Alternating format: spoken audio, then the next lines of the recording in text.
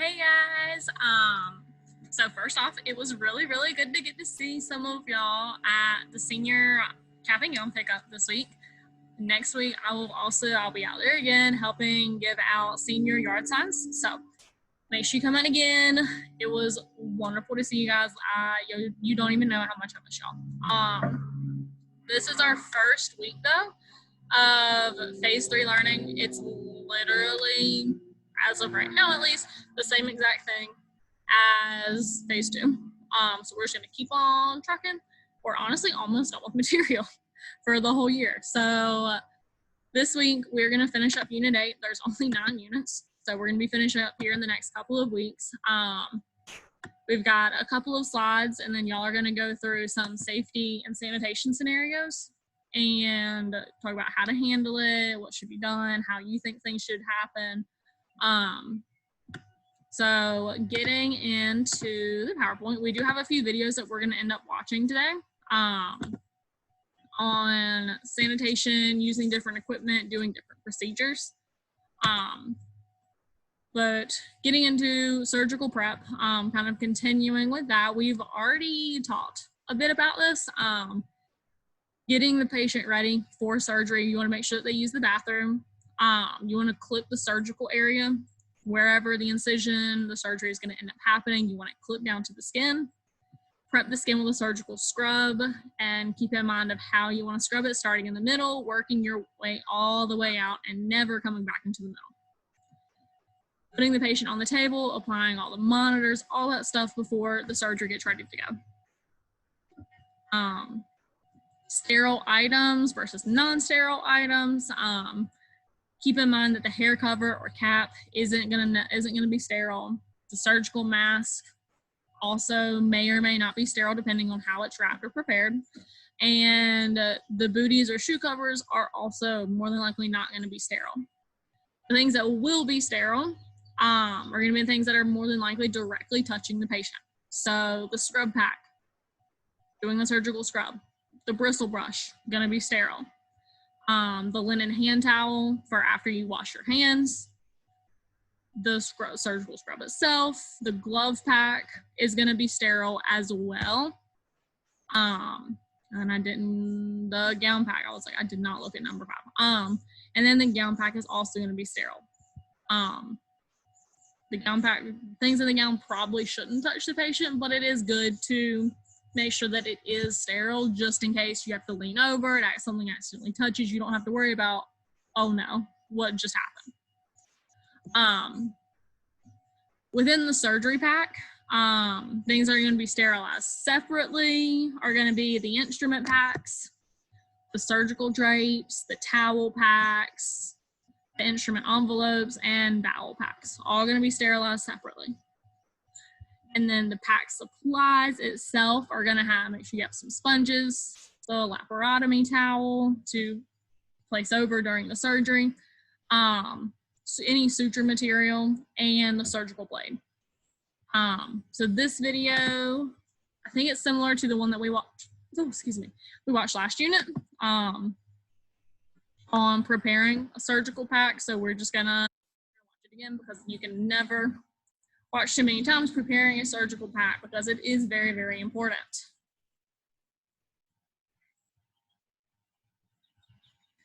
So they've got their stay hook and they're lining everything up on the stay hook so that you can easily see what you have, and you're also easily going to be able to fold it up. Things are going to be very organized.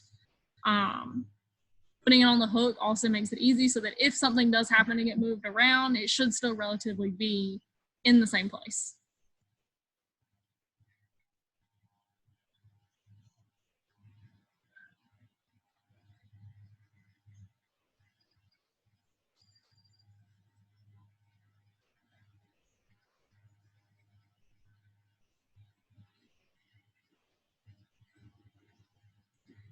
Gauze sponges or gauze pads. Going with some drapes so that it can also go and get sterilized. Trying to pack things on evenly.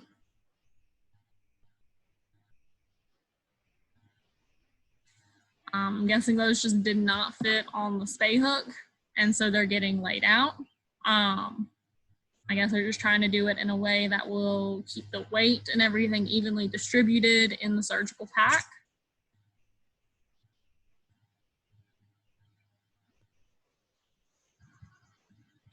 Some more drapes.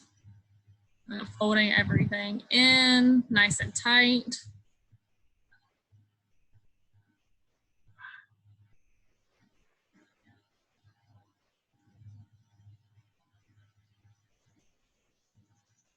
So it doesn't like they're doing in the last video where they rolled back each corner. I suppose it's just up to however your vet wants things done. I would be prepared to go with either one. But this last one, it needs to be folded back. Or should be.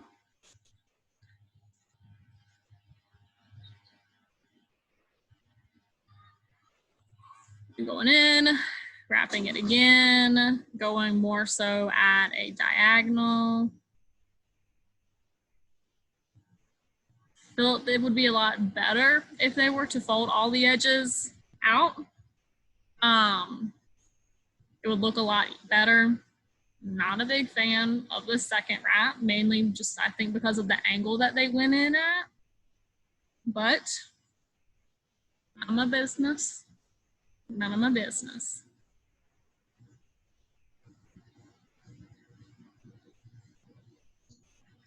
All right. Just putting some old masking tape up there.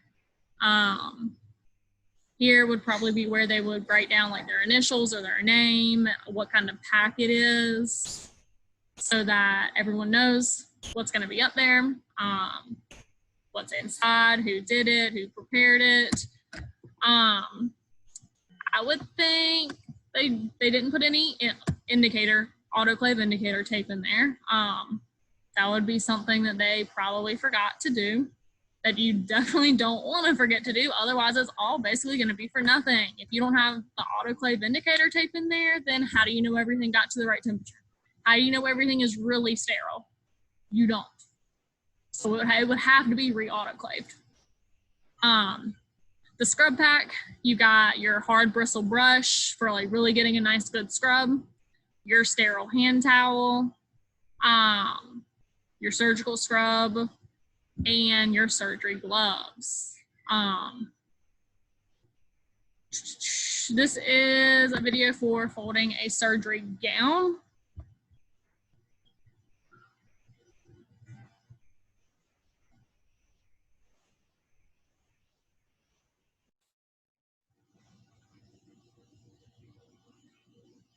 So you got the strings here. If you remember in the last video we watched where the vet was getting gowned, they use these strings to be able to tie without having to actually touch the vet's gown.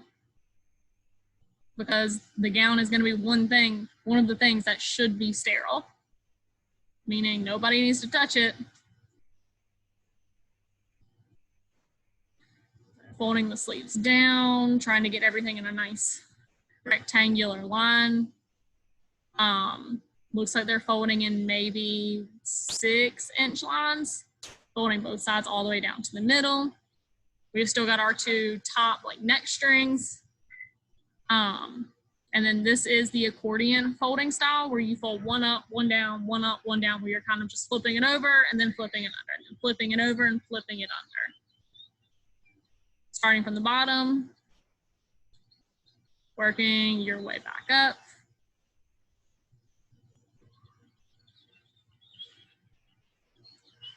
They're folding out a little bit.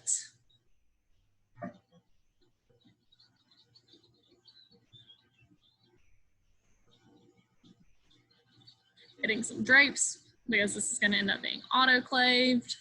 You would want to put your autoclave indicator tape somewhere in here, just as a reminder. It's got to be sterile, got to get autoclaved, and that tape has to show it. They're folding a little bit differently than we've seen for the surgery packs. Still got their tape up there. We're working on folding the ends in. This reminds me a lot of like how I wrap presents. So I don't know if I'm ever going to be able to wrap like Christmas and birthday presents the same ever again without thinking of wrapping a gown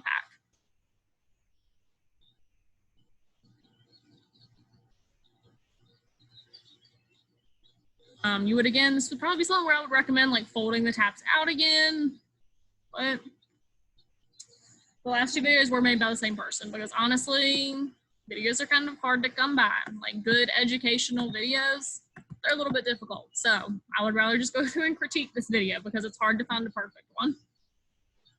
It's hard enough finding one perfect one. It's nearly impossible to find two perfect ones. All right, and then the autoclave, everything that needs to be sterile is going to end up going in an autoclave. Autoclaves can look very, very different. You can have really tiny ones, you can have huge ones. They can look anywhere from like a weird little microwave to like an oven. Like they can vary in size and shape and style. But the way the autoclave works is you only use distilled water. And the autoclave heats it up to a really high temperature and kind of pressurizes it so that it turns into steam. So the steam is able to soak through everything and heat it up to a high enough temperature that it should kill anything that's up there. Microorganisms, bacteria, anything that's up there. The autoclave should kill any of it. You don't want to pack materials too tightly in there. So some autoclaves, like I think this one, I'm sitting outside, so the sun is kind of in my way. But a lot of them will have this like basket where you can set things in there. And so you can set different like packs in there. You can set a gown pack in there, a surgery pack in there. But I kind of think of packing an autoclave similar to like cooking in an air fryer. If you ever used an air fryer, you're not supposed to stack food on top of each other because it prevents it from like the hot heat air from really getting into things. So if you've got two things stacked on top of each other, whether it's some chicken nuggets or two gown packs, it's really hard for that air to get right in between, meaning it may not get as sterilized as it needs to be. So you probably want to keep things on one level, especially if you have a smaller autoclave. You're not going to want to end up stacking things on top of each other. Autoclave has to run the whole cycle. And then you have to allow them to cool before you remove the contents because again, very, very high temperatures, high enough to turn water into steam with high pressure. You do not want to open this until it is completely done and cooled off. Otherwise you can get burned, literally. So this is a video on using the autoclave. It is a little bit on the longer side and I'm not gonna end up talking through it because this is a video where the girl does talk through it, but it is a bit long. Sorry for the length, but autoclaves are very, very important for maintaining sterility.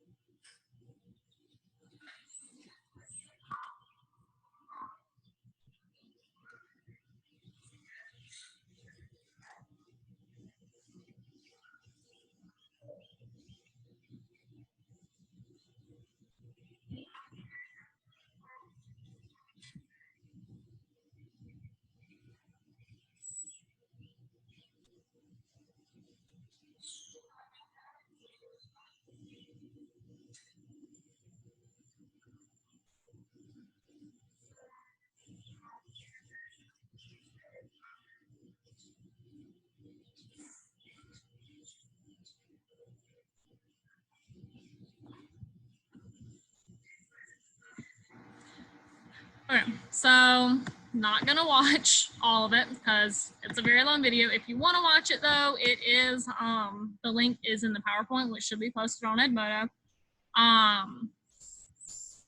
Not, like I said, not the best video. Y'all don't know how hard it is to find like a perfect video, I guess, especially one for our class. People don't really go around making instructional videos on how to use autoclaves too often. So we work with what we got. But that is it for notes. Oh wait, nope, got one more slide. My bad. I think this should be the last slide. So when you're using your surgical instruments,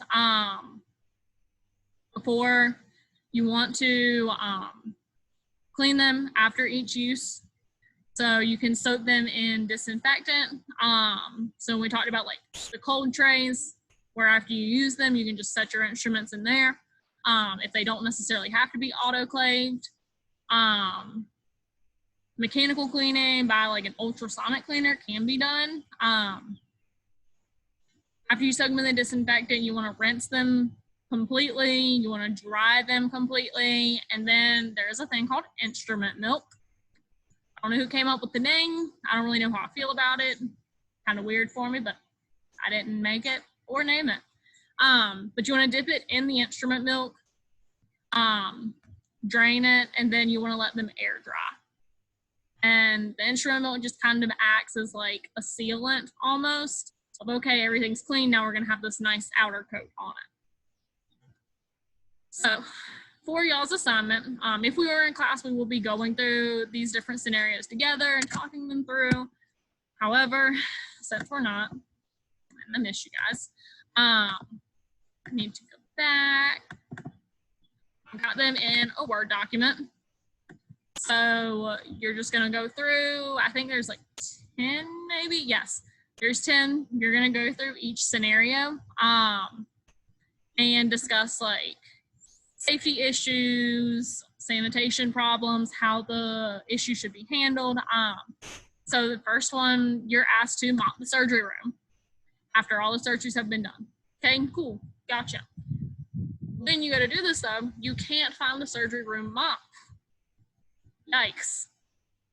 You should have a surgery room mop.